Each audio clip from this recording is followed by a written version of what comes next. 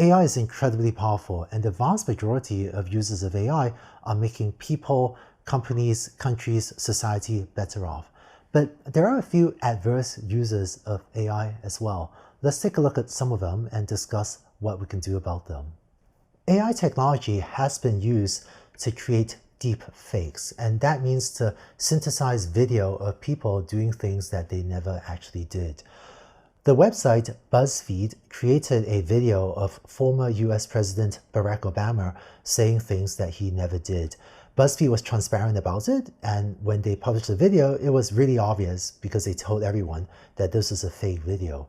But if this type of technology is used to target an individual and make others think they said or did things they never actually did, then these individuals could be harmed and left to defend themselves against fake video evidence of something they never actually did. Similar to the war of spam versus anti-spam, there is AI technology today for detecting if a video is a deep fake.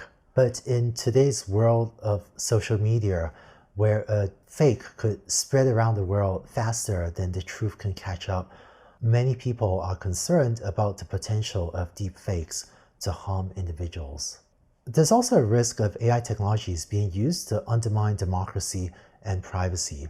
For example, many governments around the world are trying to improve their citizens' lives, and I have a lot of respect for the government leaders that are uplifting their citizens. But there are also some oppressive regimes that are not doing the right things by their citizens that may seek to use this type of technology to carry out oppressive surveillance of their citizens. While governments have a legitimate need to improve public safety and reduce crime, there are also ways of using AI that feel more oppressive than uplifting of its own citizens. Closely related to this is the rise of fake comments that AI can generate. Using AI technology, it's now possible to generate fake comments, either on the commercial side, fake comments of products, or in political discourse, fake comments about political matters in the public discourse, and to generate fake comments much more efficiently than if you only had humans writing them. So detecting such fake comments and weeding them out is an important technology for maintaining trust in comments that we might read online as well. Similar to the battles of spam versus anti-spam and fraud versus anti-fraud, I think that for all of these issues, there may be a competition on both sides for quite some time to come.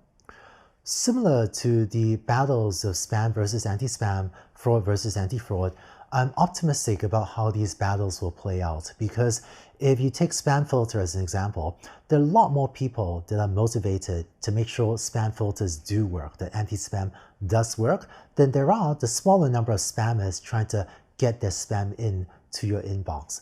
Because of this, there's a lot more resources on the side of anti-spam than on the side of spam, because society actually functions better if anti-spam and anti-fraud works out well.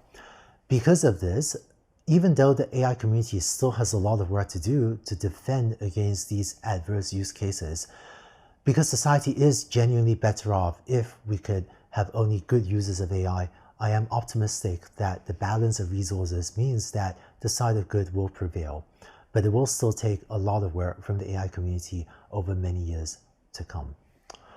Next, AI is also having a big impact on developing economies.